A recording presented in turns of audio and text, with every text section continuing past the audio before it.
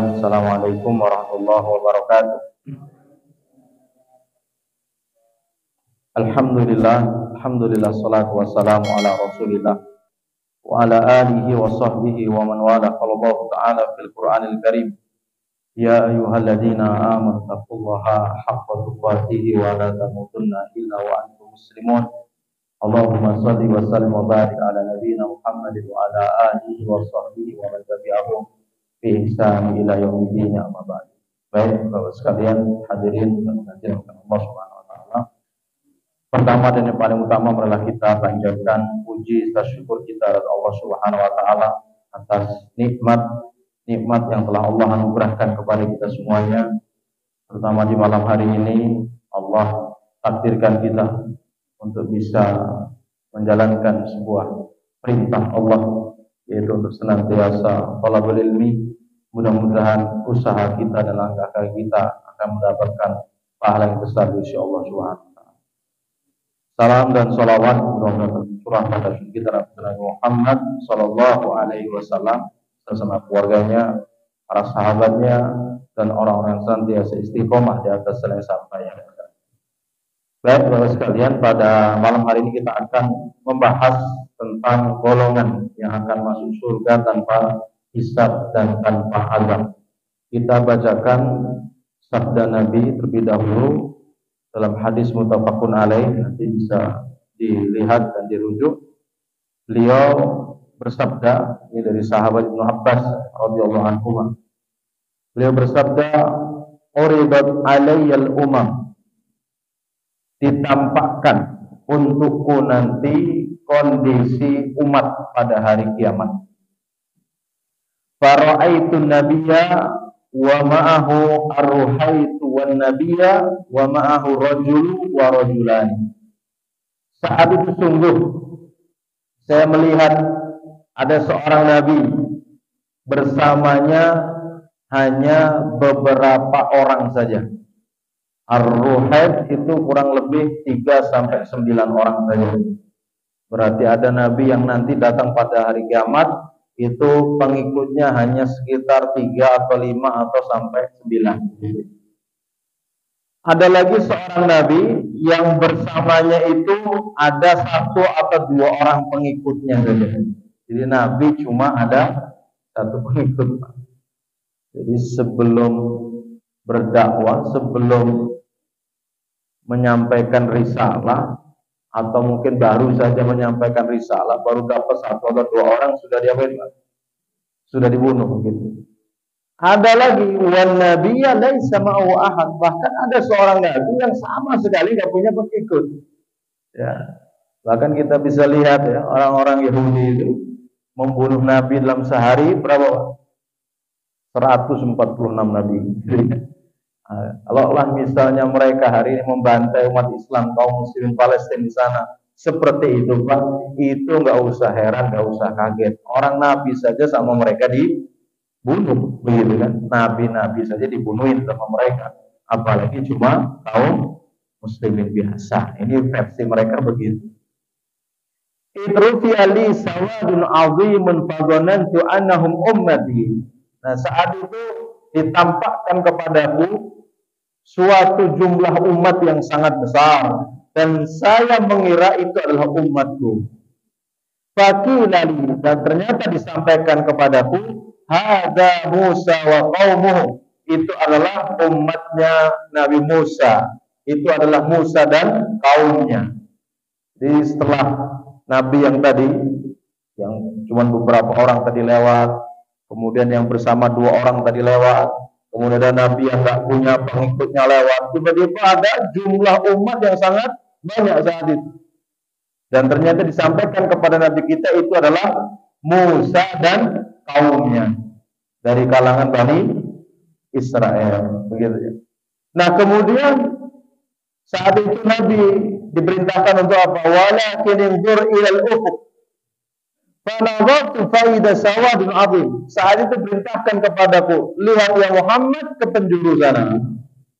Kemudian saya arahkan pandanganku kepada penjuru yang ditunjukkan tadi, dan saya melihat ada jumlah umat yang sangat besar, jumlah umat yang sangat banyak.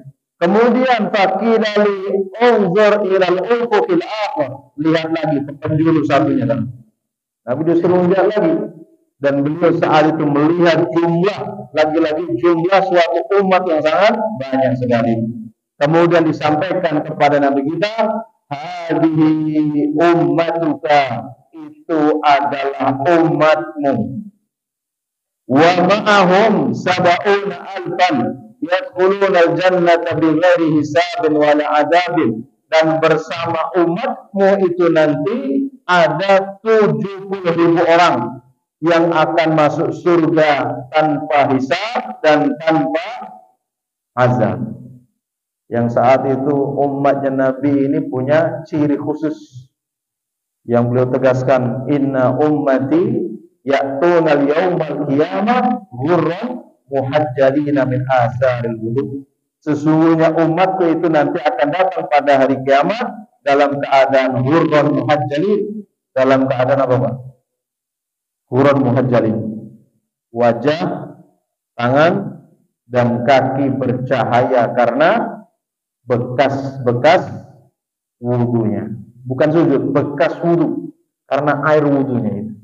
Maka perintah Nabi kepada kita semuanya, man arada an yuhina ghurratahu falyaf'al. Maka barang siapa yang ingin cahayanya itu pada hari kiamat itu semakin melebar, maka lakukanlah.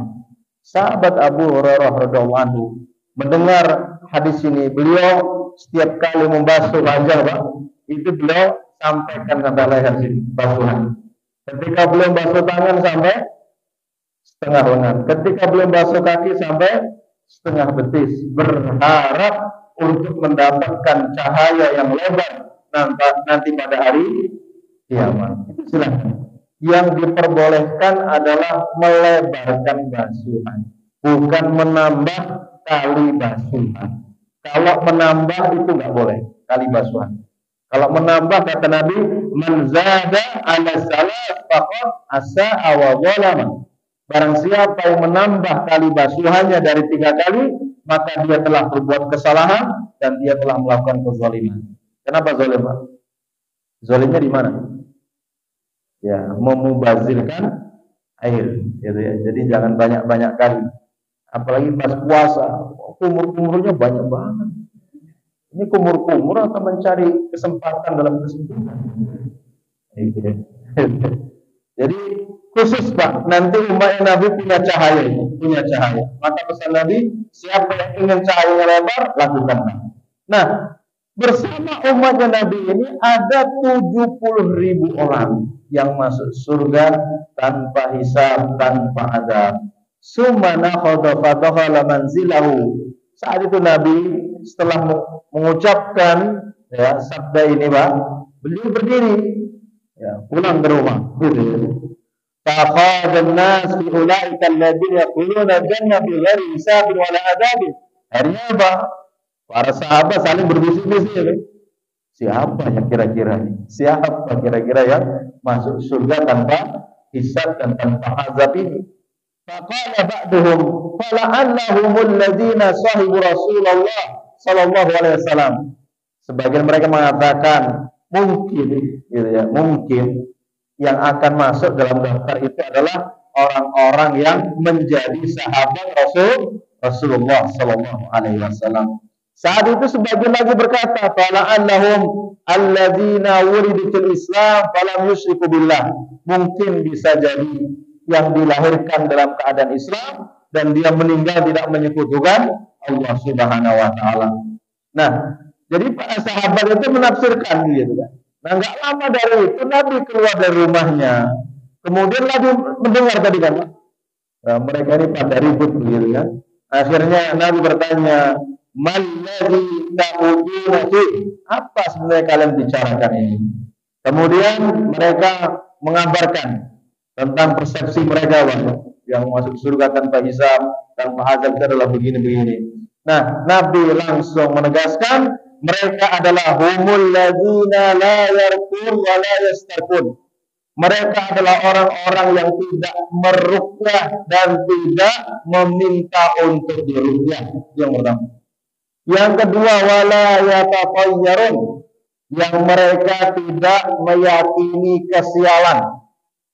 Ya, itu yang kedua. Wa ala rabbihim yatawakkalun, dan mereka hanya bertawakal kepada Allah Subhanahu wa taala. Jadi yang pertama, tidak meruqyah dan tidak meminta untuk diruqyah. Ini sudah dikaji oleh para ulama. Sebenarnya ruqyah yang bagaimana? Karena ini menimbulkan ya pandangan-pandangan yang tidak baik, terutama kepada praktisi ruqyah, kan begitu. Akhirnya mereka mengatakan ruqyah massal itu nggak boleh begitu. Nah, jadi kita kembalikan kepada apa yang dilakukan Nabi dengan ruqyah ini. Ruqyah itu artinya apa sih, Pak? Jompa jampi. Jompa jampi itu boleh apa tidak? Nah, kita kembalikan kepada apa yang disampaikan Nabi. Beliau bersabda, la ba'sa birruqo ma lam yakun fihi syirkun. Tidak masalah dengan jompa jampi, itu nggak masalah, selama di dalamnya tidak ada unsur kesyirikan. Kalau jompa jampinya Pak Ustadz yang nggak ada kesyirikan. Kalau jompa jampinya dukun ya udah pasti, kan begitu. Nah, maka ruqyah itu boleh. Dalilnya mana lagi? Ada salah seorang sahabat itu safar dengan rombongan yang ada, sampailah di suatu tempat, di suatu negeri atau suatu daerah begitu. Tiba-tiba ada seseorang yang datang memberitahu bahwasanya tuannya itu ada yang menjelaskan tersengat kalajengking, ada yang menjelaskan terpatuk ular, tidak sembuh-sembuh. Adakah di antara kalian yang bisa menyembuhkan tuan kami ini? Akhirnya sahabat tadi dengan percaya diri dia, saya bisa, insya Allah. Berangkatlah dia. Nah, sampai di hadapan tuannya itu dibacakanlah surat Al-Fatihah. Ternyata sembuh, Pak. Ternyata sembuh. Nah, akhirnya apa? Karena tadi sembuh, orang ini juga seorang penguasa, seorang tuan yang juga ada yang jelaskan itu adalah seorang raja, maka dia menghadiahkan kambing yang sangat banyak kepada sahabat ini. Terus sahabat tadi bingung, kira-kira boleh nggak diterimanya hadiah ini? Akhirnya mereka memutuskan apa? Jangan kita bagi terlebih dahulu, sebelum urusan ini kita tanyakan kepada Rasulullah Shallallahu Alaihi Wasallam. Datanglah mereka kepada Nabi dan memberitakan, ya Rasulullah, berceritalah.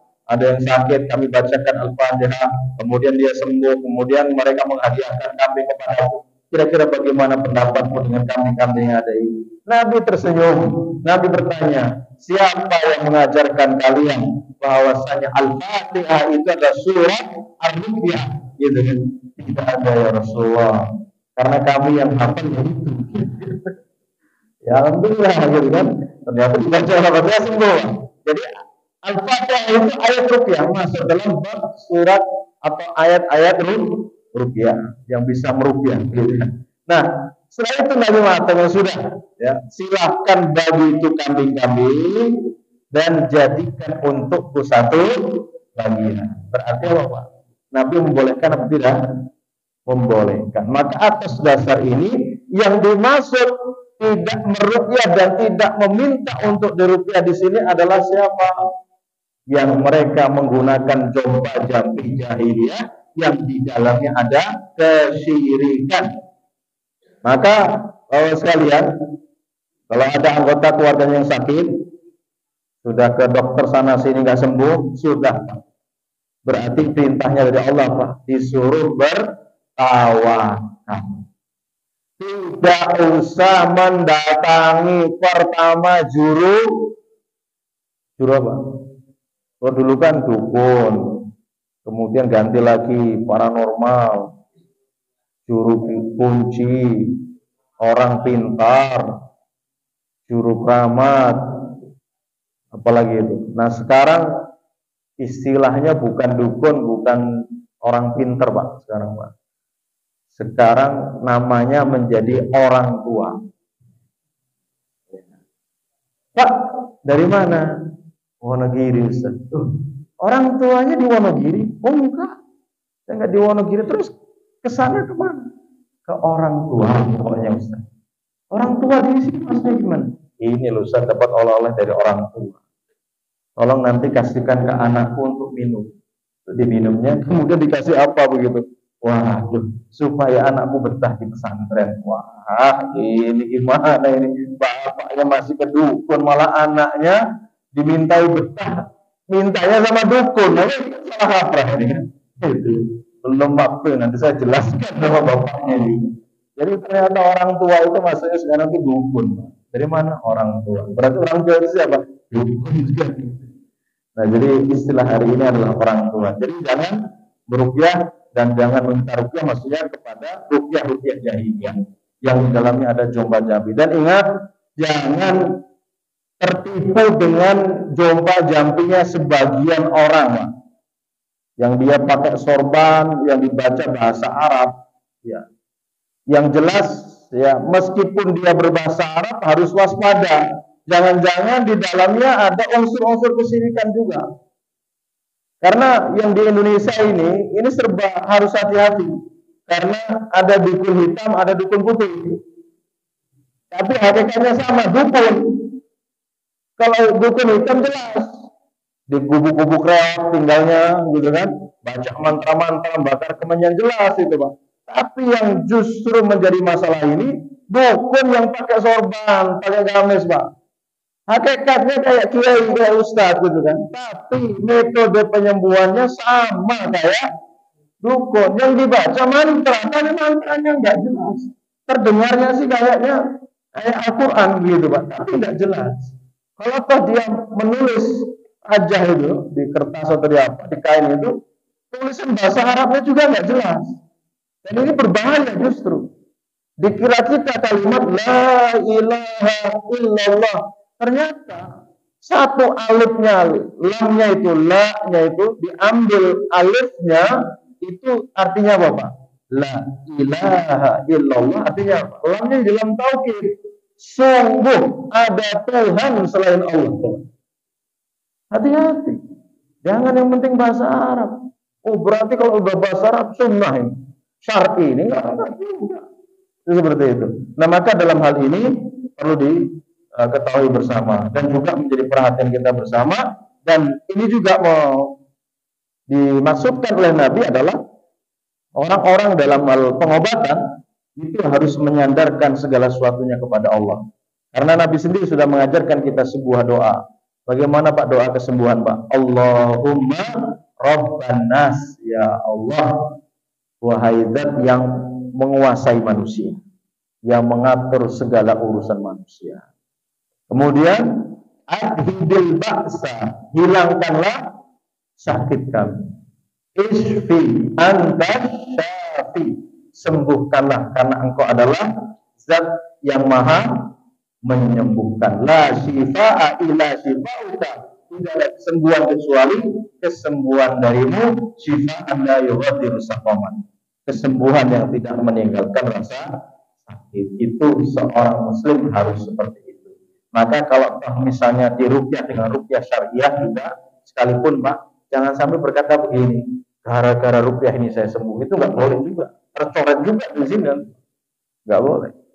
Kalau dokter itu hebat, pasti sembuh dari obat sama. Nggak boleh. Semua itu hanya wasilah saja, bukan menjadi penyebab kesembuhan kita.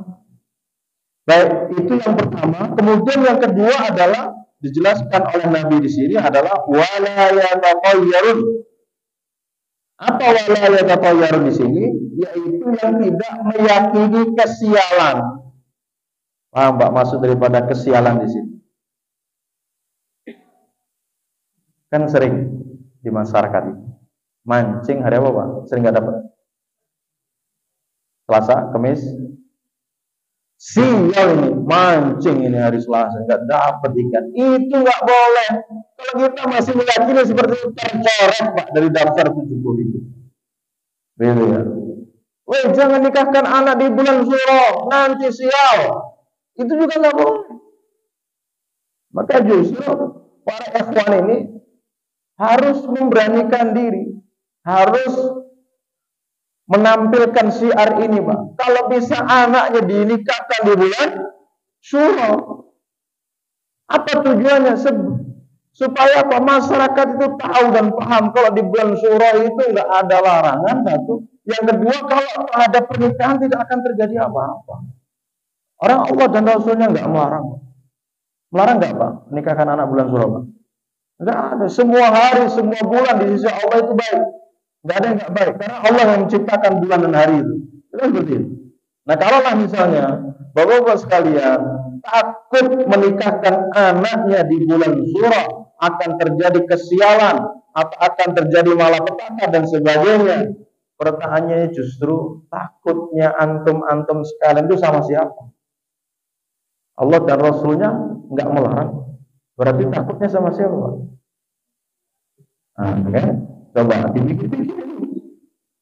Berarti apa? Masih ada di dalam hati kita ruang rasa takut kita kepada selain Allah. Nah, itulah kesyirikan.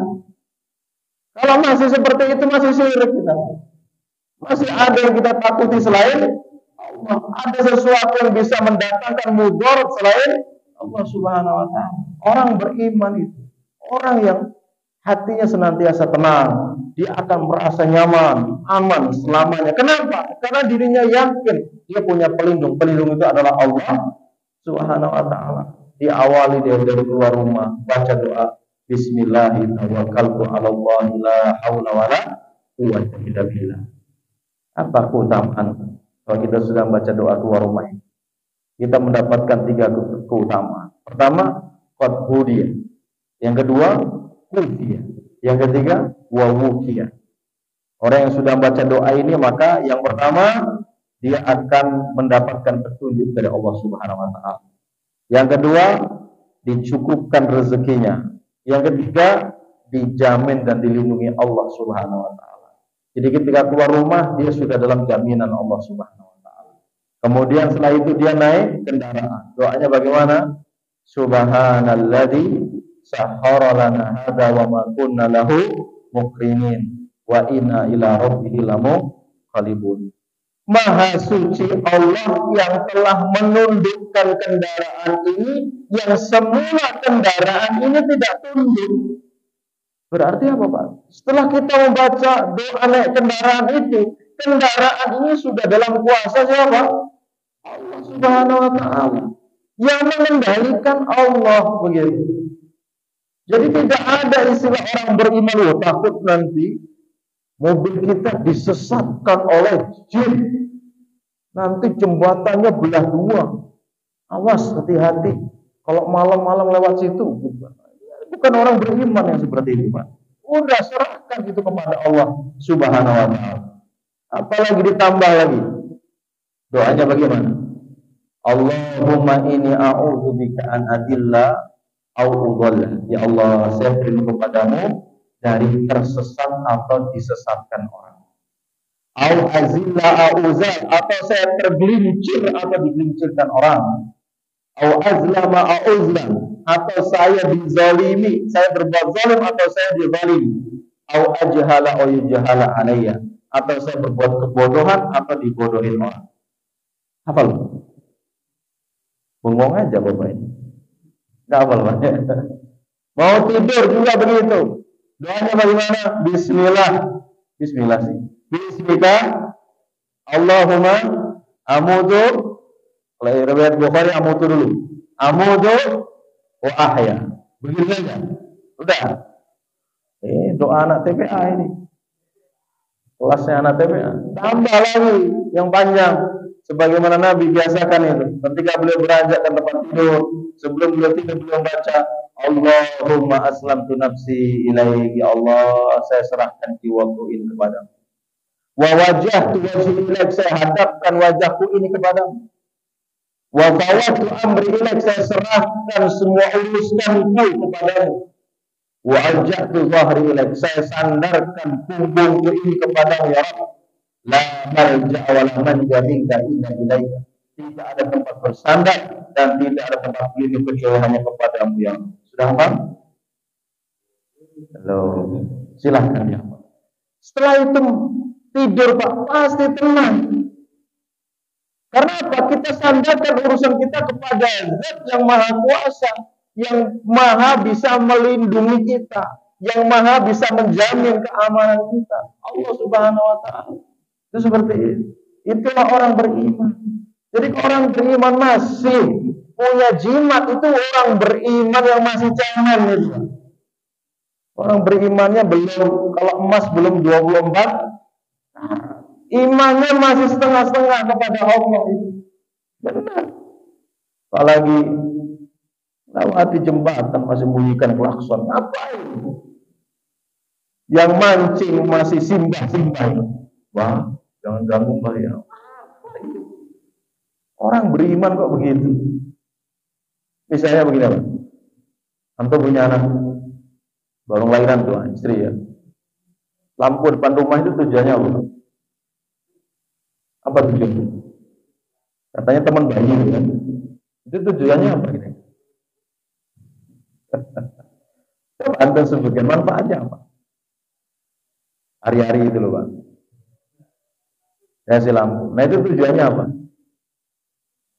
Supaya tidak didatangi sama kuyang apa gimana? Itu tidak ada.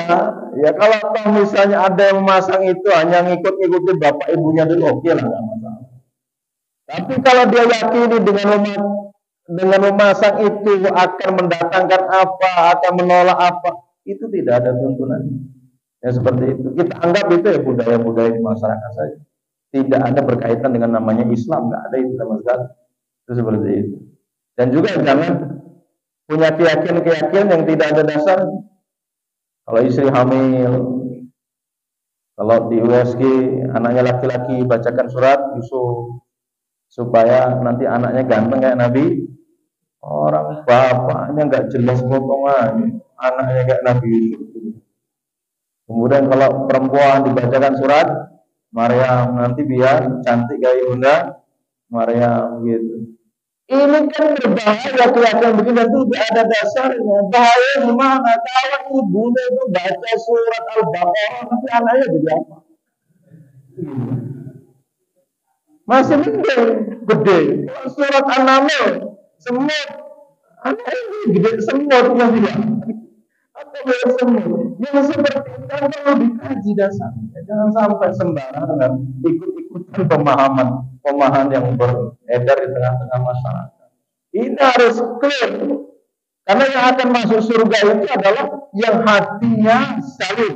Yauma la yanfa'u malun wala banun illa man atallaha biqalbin salim. Pada hari ketika harta dan anak tidak bisa memberikan manfaat kecuali yang datang kepada Allah dengan hati yang salim. Salim di sini bersih. Bersih yang pertama apa? Dari kesyirikan. Jelas. Yang kedua keraguan-raguan. Yang mau nambah anak ragu nanti nggak bisa ngasih makan, nggak bisa nyekolahin, Pak. Ini sudah tercoret kolbun zalimnya itu, Pak. Nggak masuk dalam daftar itu. Apalagi yang bujangan mau nikah, maju mundur. Gimana ngasih makan istri aku nanti? Aduh, masih ragu kamu sama Allah Subhanahu Wa Taala. Ya, waduh salah untuk yang bujangan datang. Jangan, karena Nabi itu mengurutkan dosa itu, Pak. 1, 2, 3. Yang pertama, Pak, dosa yang paling besar, Pak. Anta ja'ala lillahi niddan wa huwa khalaqak. Engkau menjadikan Allah sekutu, padahal Allah yang telah menciptakan kamu. Aduh, itu yang paling berat. Berarti syirik kan, Pak ya. Yang kedua, wa antaqtula waladaka khasyatan an yat'ama ma'aka. Kamu bunuh anakmu khawatir dia akan mengurangi jatah rezeki. Berarti apa? Orang ini ragu, Pak, kalau punya anak nanti khawatir malah jatuh miskin atau dengan anak susah. Padahal setiap anak itu terlahir dengan rezekinya masing-masing. Jangan kita sombong karena saya anakku bisa sekolah itu rezekinya anak-anak kita, lewat kita saja, Pak. Buktinya mana? Dulu pas bujangan rezeki antum kayak apa? Punya nggak rumah? Punya nggak kendaraan? Punya nggak? Sebagian besar nggak punya. Punyanya kapan? Setelah menikah. Itu saja baru 1 istri, Pak. Ada ibu berani kita ngomong gitu ya. Kan ya, patah para ulama itu apa? Wara'a rajulin azimin wa'atun gitu ya. Di balik seorang laki-laki yang hebat itu ada wanita. Nah, kalau satu wanita aja udah hebat Bang dari gimana kalau lebih daripada itu? Masya Allah.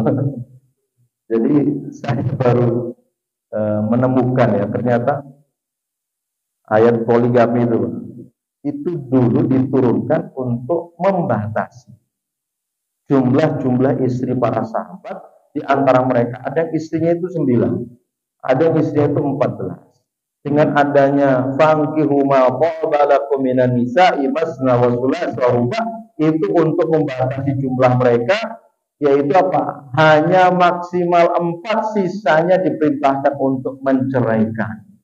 Itu ayat turunnya kepada para sahabat untuk mengurangi jumlah istri mereka yang lebih dari 4, disuruh mempertahankan 4, melepas yang sisanya. Nah, kalau ayat ini turun kepada kita, perintah untuk apa berarti?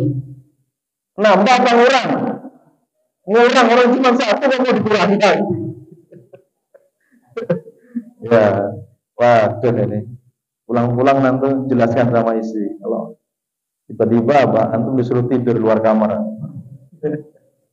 Ya. Jadi tawakal. Kalau kita punya anak harus yakin. Ya, jadi jangan direm-rem. Gaspol, bismillah. Bapak ibu kita itu lulusan apa sih? Dulu SD, gitu ya. Tapi mereka itu yakin kepada Allah. Sawah cuma berapa petak sih? Kebun berapa kebun sih dipunyai oleh bapak ibu di kampung-kampung itu? Anaknya 13. Hidup semua nggak Pak? Hidup semua. Jangan itu bapak ibu kita yakin sama Allah. Jangan-jangan kalau ditimbang tawakal kita itu dengan bapak ibu kita ini kalah. Kita ini ilmunya aja yang kelihatannya agak tinggi-tinggi, tapi keimanannya jeblok kita itu. Apalagi itu Pak? Doa, coba. Orang tua kita itu kalau doa nggak panjang-panjang aman, nggak selama-lama kita.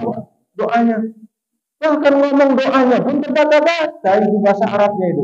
Tapi dikabulkan nggak sama Allah? Dikabulkan. Kenapa? Doanya mereka dengan iman. Kalau kita ini doanya dengan hafalan, gitu kan?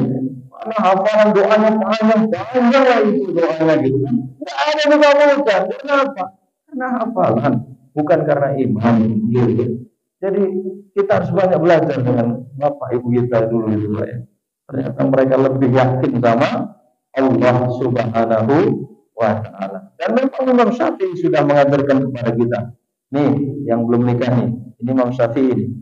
Saya dari dulu termotivasi dengan Imam Syafi'i. Kata-kata beliau. Apa kata-kata beliau? Ana in istu lastu aktimu kutan. Kalau saya hidup, saya itu nggak khawatir nggak kebagian makan. Pasti kalau hidup saya makan. Kata Imam Syafi'i gitu. Wala immittu lastu ukhramu qabra. Dan kalau saya mati, saya nggak khawatir nggak kebagian kuburan. Iya nggak? Kalau mati kita dikubur nggak sama orang? Ya, kalau mau menahan baunya silahkan, pasti dikubur. Kemudian himmatul muluk, cita-cita itu adalah cita-cita para raja. Maksudnya bagaimana, Pak? Para raja itu punya otoritas penuh, Pak. Hidupnya tidak terbelenggu dengan orang lain, apalagi dicucuk hidungnya sama orang lain. Enggak gitu. Orang beriman itu jangan sampai dalam tekanan, dalam penguasaan orang lain, Pak. Bagaimana hidupnya itu merdeka. Ini susahnya bangsa kita ini. Sudah banyak yang dicucuk hidungnya, akhirnya ngikut sama yang nyucuk. Ya, udah, kalau saya berbicara itu bahaya. Gitu ya.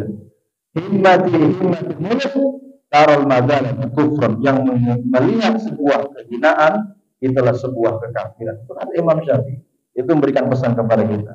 Karena di sini kita diajarkan oleh Nabi yang masuk surga tanpa hisab adalah yang dia tidak meyakini kesialan, kemudian yang terakhir wa ala rabbihim yatawakkalun, dan mereka hanya bertawakal, bersandarnya hanya kepada Allah. Dalam hal ini Nabi spesifik ya memerintahkan kita untuk tawakal sebagaimana tawakalnya burung.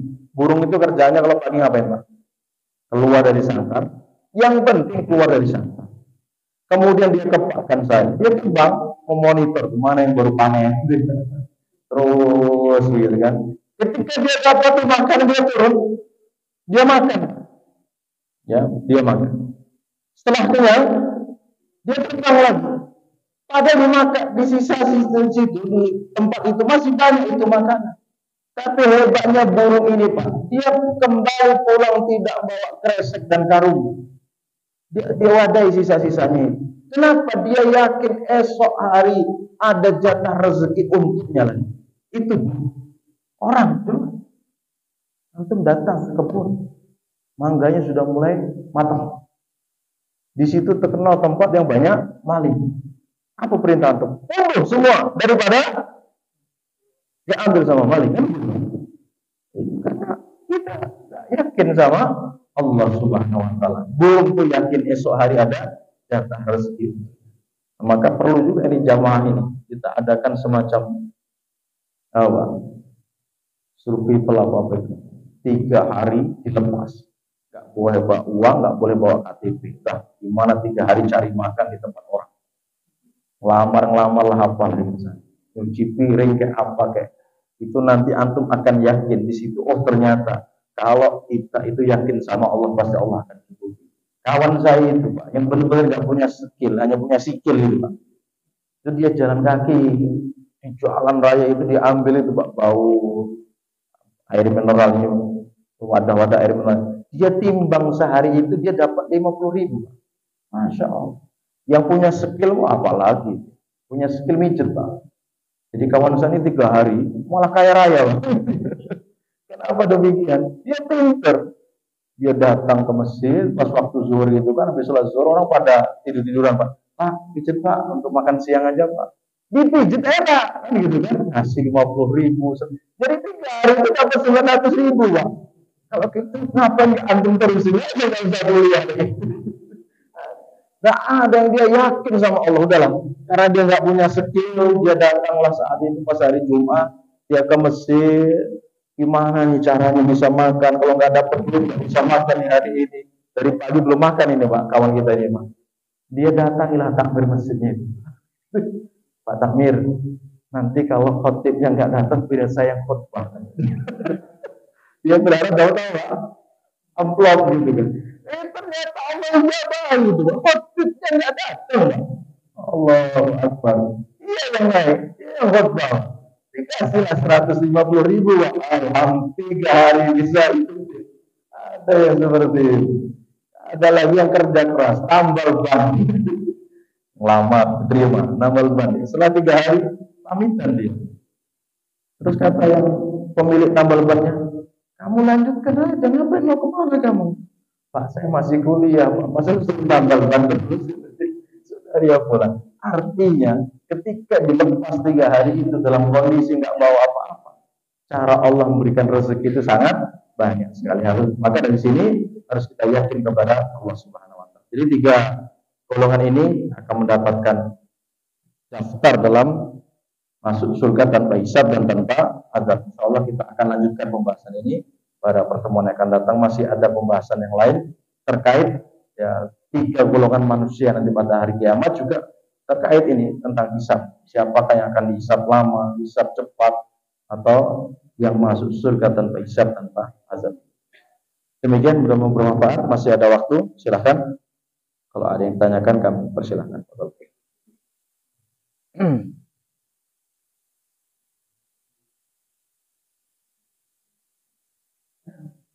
Ada. Waalaikumsalam. Alhamdulillah. Ya.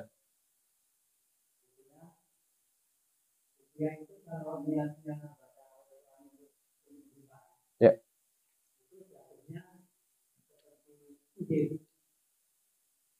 Tapi kalau rupiah itu hanya antara untuk Allah, maka jangan berupiah itu banyak, apa dibolehkan? Yang kedua tadi belum paham. Ya. Oh gitu.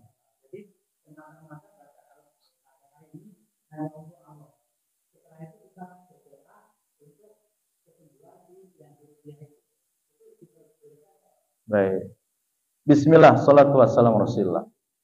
Jadi kita sudah sampaikan tadi, Asy-Syafi, zat yang menyembuhkan itu adalah Allah. Berarti adapun perintah-perintah untuk kita berikhtiar seperti bacaan Quran itu hanya wasilah saja. Wasilah daripada kesembuhan. Tapi penyembuhnya itu tetap Allah. Memang manusia itu dalam kehidupannya tidak hanya sekedar dia memohon, ya Allah sembuhkan aku langsung sembuh, enggak. Tapi Allah justru memerintahkan kita untuk ikhtiar yang maksimal. Ikhtiar dengan wasilah ikhtiar inilah Allah akan memberikan kesembuhan, gitu ya. Sebagaimana tadi, kenapa sih diperintahkan suruh menikah? Karena janjinya jelas, ketika kamu menikah, maka Allah akan cukupkan. Kan begitu? Allah akan cukupkan. Tapi kalau nggak menikah, nggak dicukupkan. Gitu. Jadi wasilahnya dengan menikah. Maka Allah akan cukupkan kebutuhanmu. Itu di antara pembahasan wasilah. Jadi bacaan Quran itu hanya wasilah. Wasilah kesembuhan, Pak. Gitu ya. Apalagi kalau orang itu kena kesurupan jin itu dibacakan Al-Quran itu memang jitu sekali, Pak. Jadi kalau orang itu kena kerasukan itu, kita pandang matanya udah gini-gini, Pak. Belum kita bacakan ayat. Apalagi kalau kita sudah mulai bacakan Al-Fatihah itu. Mulai panas, Pak. Apalagi baca ayat kursi panas lagi, as-sofat panas lagi. Terus seperti itu. Sebatas kita menjadikan Quran wasilah saja itu sudah kepanasan. Apalagi kita benar-benar meyakini bahwasanya adalah kalamullah dan Allah yang akan menyembuhkan kita. Itu seperti itu. Jadi memang harusnya seperti itu. Nah, adapun tadi yang membaca Al-Quran kalau tidak niatkan untuk pengobat itu menjadi sihir, ini kita belum dapatkan itu. Justru Quran atau ayat-ayat Al-Quran itu kalau dibacakan akan menghilangkan sihir. Ya kalau dulu Nabi itu kan pernah disihir oleh Lubaid bin Aqsam, seorang yang ahli sihir di kota Mekah saat itu, Pak. Dan masuk, Pak. Sihirnya itu berpengaruh. Sihir itu apa? Sesuatu yang lembut, Pak, tapi punya pengaruh. Maka setiap pagi dan sore itu jangan lupa untuk membaca surat Al-Falaq itu 3 kali.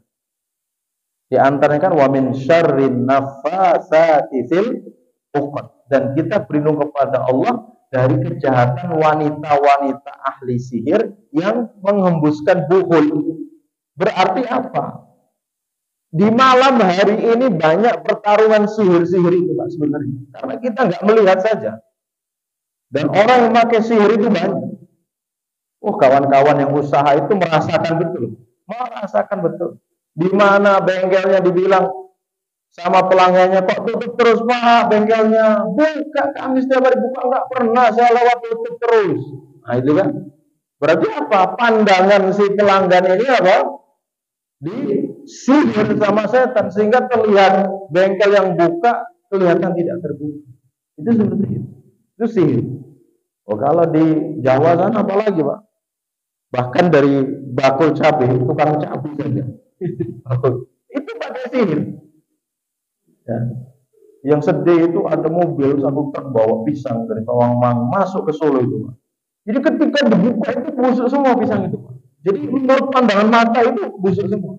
Tapi setelah keluar dari pasar itu dibawa mau dibuang, kembali hijau lagi bagus. Itu hebatnya sihir di sana, Pak.